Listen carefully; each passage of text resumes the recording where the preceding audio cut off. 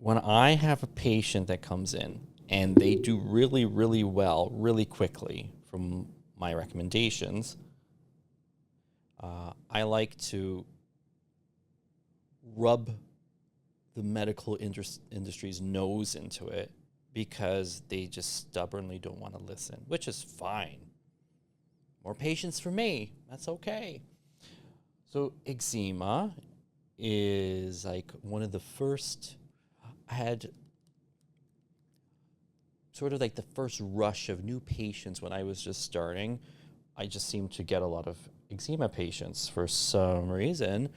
And when you see a lot of conditions that are similar in a short period of time, you tend to obviously learn new insights and you develop skills and traits and you start seeing things that are common that fit that paradigm.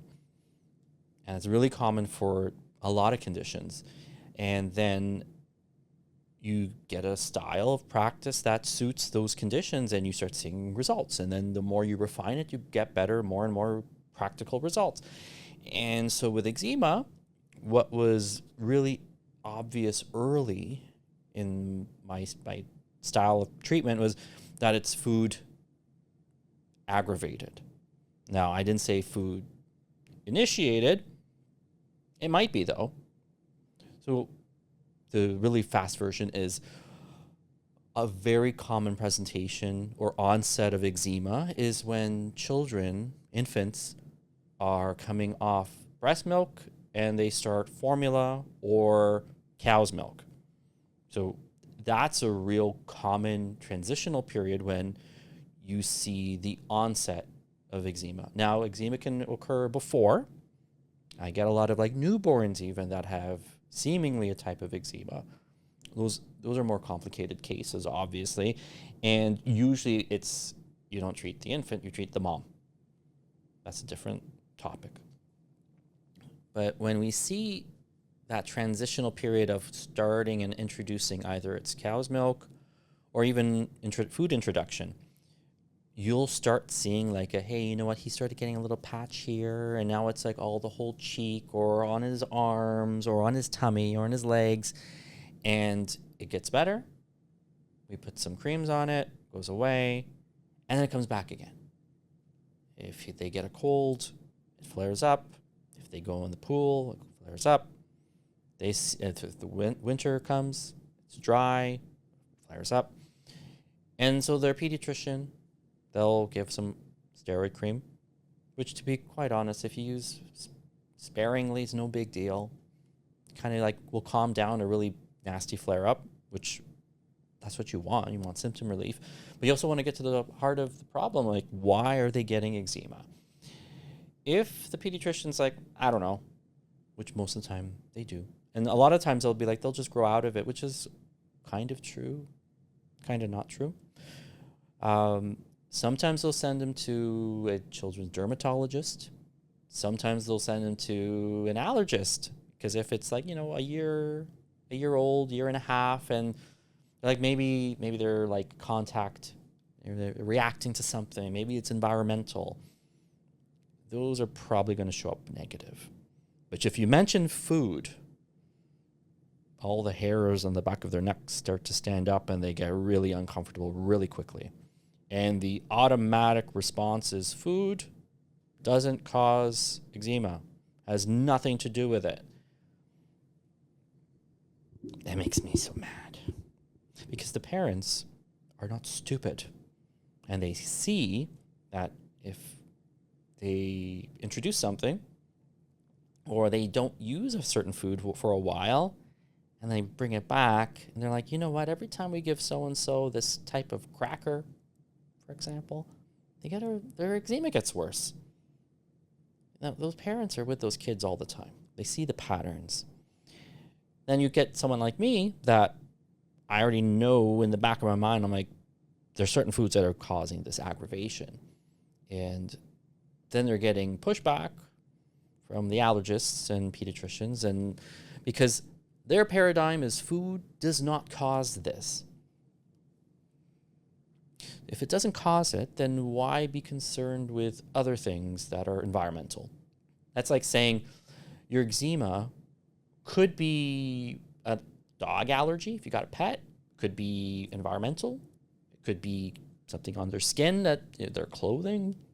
Test those, but not the food that you're consuming that's going inside of you. That can't be doing anything.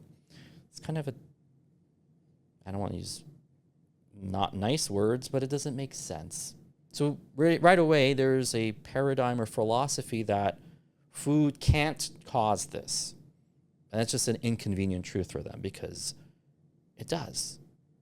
And a lot of the times these doctors, they'll be like, there's no proof, there's no studies. Those are lies. Now, I don't think they're intentionally lying. Maybe they've been misled. There's so many studies. There should be more, to be honest, though. Because when I do searches, PubMed and other databases, there's not a ton. There's lots, but not as much as you would expect that, if you look up other types of immune-mediated responses that can cause, physiological change, there's studies. There's quite a bit. But when you look at what's called IgG-Mediated or food sensitivities, there's a bit of a drop-off in what's being shown. Now, there's meta-analysis. There's studies that go back to the 70s and 80s that show it. They show that food-triggered IgG antibodies can cause eczema. But then the conclusion is this doesn't warrant a change in the child's diet. So who? Where's the breakdown? It's like, okay, yes, you're eating this certain food, and a lot of the times what they were measuring back then was dairy and eggs, which I would presume intuitively meant that the feedback from parents were like, well, we started him on eggs and his skin's flared up. We started him on dairy, cow's milk, and the skin flared up. Because it's interesting that those two certain food items, unless they did on a whole array, and then those were the top two, which kind of is consistent with what I'm seeing when I do food allergy testing. And I said food allergy. I should say food sensitivity. Now, it's semantics, but I think for clarity, let's stick with calling it food sensitivity when it is an IgG-mediated response. What does that mean? And what's the difference? And what's the alternative? IgE, that antibody tends to cause that typical anaphylactic hives, scratchy throat, immediate response to I just ate a peanut and now my tongue's swollen. That's IgE. When you do scratch testing with your allergist, even if they test for food, this is an IgE response. Most of the time, it'll be negative. It'll be negative for foods that you have a sensitivity to. Patients don't know this. Parents don't know this. And I have a feeling a lot of doctors don't know this either. A allergy, a short-term response, is a different antibody group, different process of different mechanism of action. The IgG-mediated reaction can be 4 hours up to 72 hours after consumption. So the IgG response starts in the gut. Doesn't start in your nose or in your mouth or on your skin. It's not triggered by inhalation. It's triggered by protein breakdown in the stomach and being perceived in the gut by the immune system.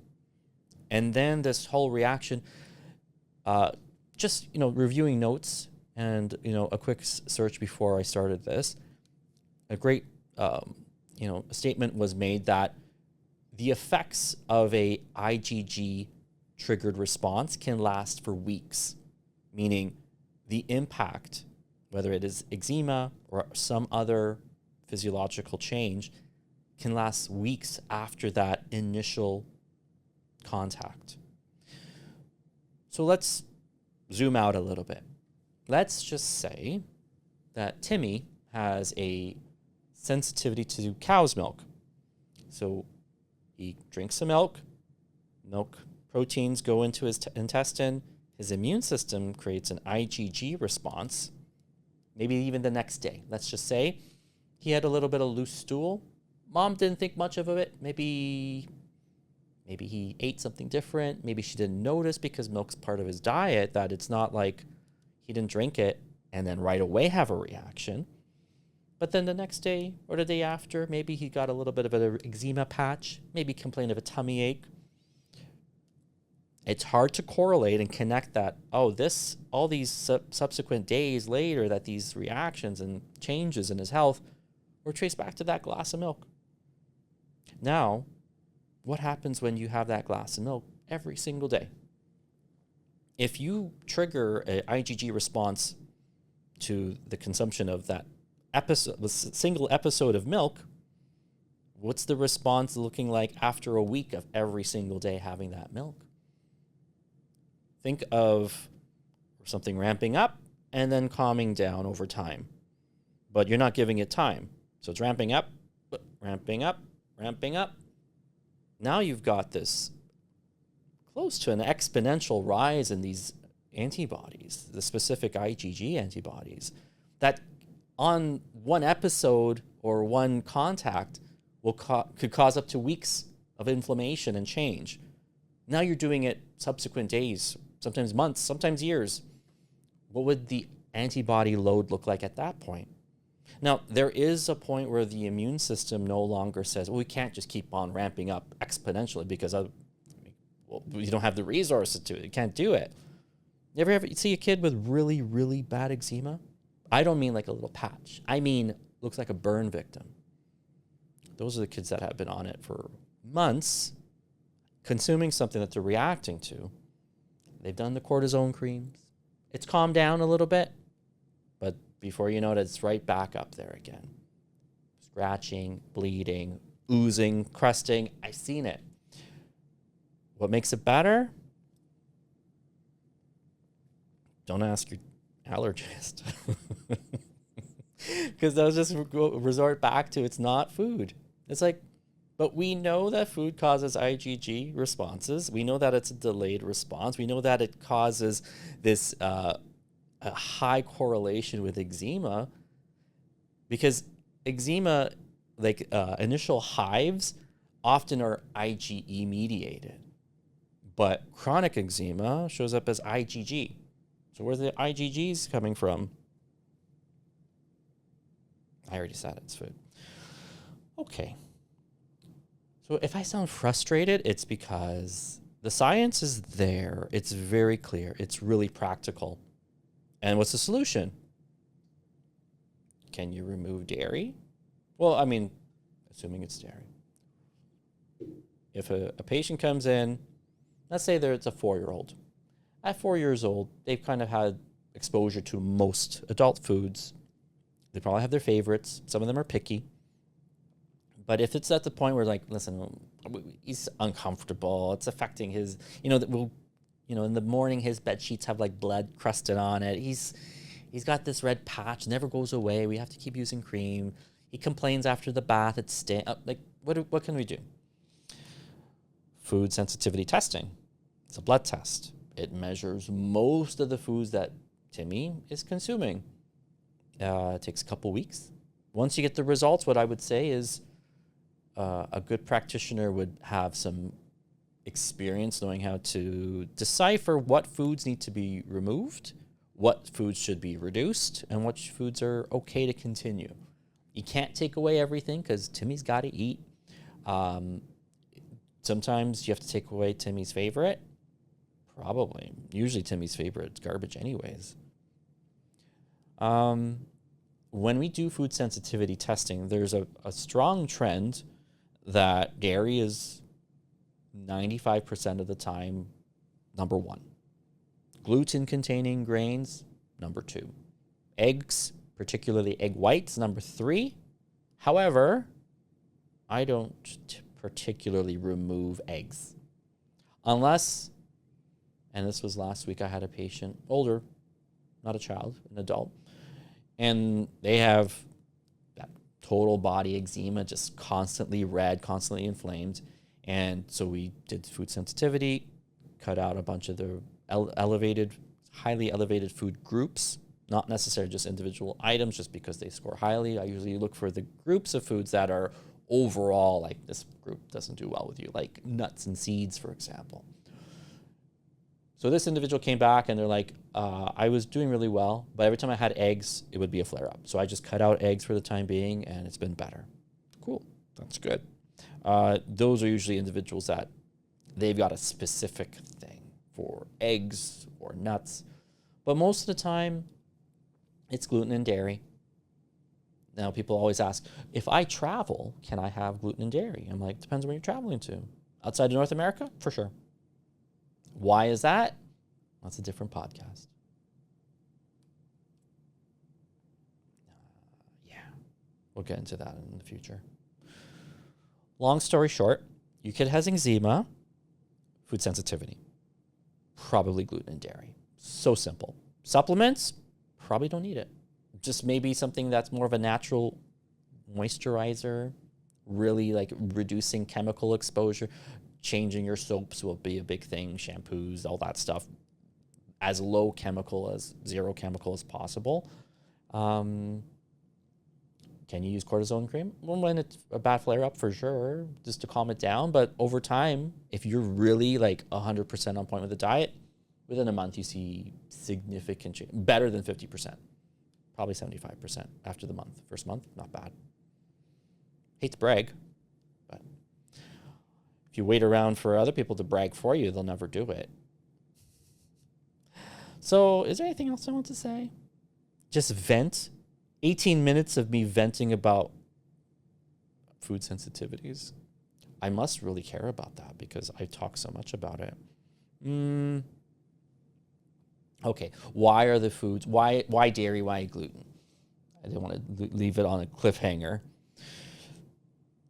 Apparently, if you eat gluten dairy in Europe or other parts of the world, not here, you don't get the same reaction. Now, people will be like, well, they use casein, A2, or whatever it may be, different kind of cows, more organic. Sure. Those help. Different proteins, different species, technically, or genus of cow. Probably part of it. Is there something that we're doing here to our food? What do you think? Yeah. Now, do we grow out of food sensitivities? Yes. What's actually the origin of a food sensitivity? The true origin? Now, this is like behind the curtain insider trading information. Usually the kids with really bad eczema are the smart kids. I didn't have eczema. The reason why I say the smart kids is you can tell a kid that's very precocious or maybe too smart for their age, where they, even at a year, they can read parents' emotions. They can tell when someone's not happy or sad or sick, and they're like really like kind of distracted from just playing and being a mindless child to someone that's like a little bit too intuitive. They usually are the kids that read early, that they tidy their room when they're not supposed to, or they're not asked to. So the kids that are a little bit mentally extra, they're in their head too much. They get into more of a fight or flight sympathetic overdrive that pulls away resources from their gut. So they don't get into parasympathetic mode. They don't get into rest and digest phase. So then when they're eating, they're not really digesting. So, and when people go on vacation, let's just say even anywhere, let's say they take a staycation and they order a pizza. They're going to digest that pizza better and have less of a reaction than if they order that pizza at work. Stress, mental stress, where your nervous system is primed when you consume food, makes a big impact on how well you digest it and how complete your digestive process, the protein breakdown, and then reducing immune activation. If you're stressed out, you're going to activate higher, more. I see that consistently. No, there's no study that says smarter kids get more eczema. But they do. What else? Do you grow out of it? You grow out of sensitivities. You grow out of the presentation of the sensitivity. So if you start with eczema, and if as a child, let's say they're 1 year old, they have eczema, you do nothing different. Don't change their diet. Don't give them supplements, this and that. By 4 years old, 3 years old, it might just go away on its own. Problem solved? No, of course not. Because the problem went deeper. Deeper? What does that mean? That doesn't make sense. Well, if your body has a tendency to say, well, listen, I was giving you a message that food causing me to flare up. And you just keep giving that food, ignoring my warnings, ignoring my red flags. Okay, maybe it's something else. Maybe we'll just get asthma. How about some asthma? Every time you get cold, you get a bad bronchitis and chest. Maybe you'll get the message then. Maybe you'll realize, oh, dairy's really mucking up my kid. But, unless the doctor tells you that, unless the doctor knows to look for it, then you're going to miss it.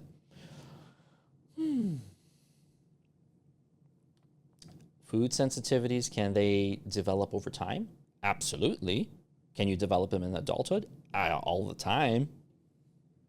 Do patients hate when I say that? Oh, they hate a lot of what I say. It's because it's true. What other things can food sensitivities cause? Oh, I would say that a lot of colitis type diseases, irritable bowel, are probably aggravated or promoted by chronic exposure to food sensitivities. Immune stuff, chronically sick, arthroses, degenerative hip. Oh, I'm revealing all the insider secrets now. How do you prevent food sensitivities? Reduce stress in your life. Reduce your child's exposure to stress and make them just think every day is a vacation. Minimizing known food triggers.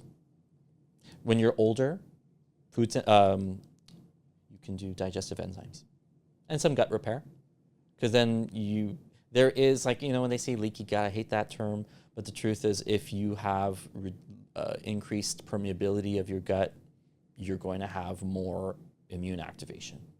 That means more potential for IgG. Can you take natural antihistamines to reduce IgG?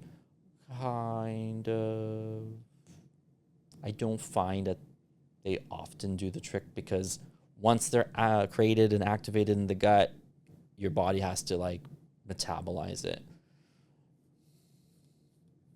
So this is one of those where you want to nip it in the bud before you feed it.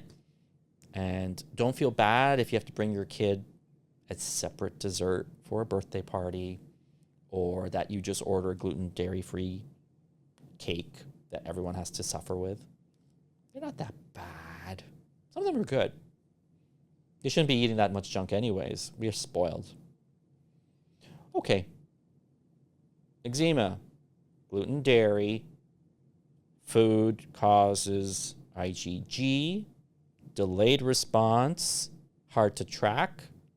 But once you start connecting the dots, you see that it's always a clear reaction. And then once you have that feedback as a parent or as an individual with eczema or other sensitivities, you're gonna make changes, despite what the mainstream tells you.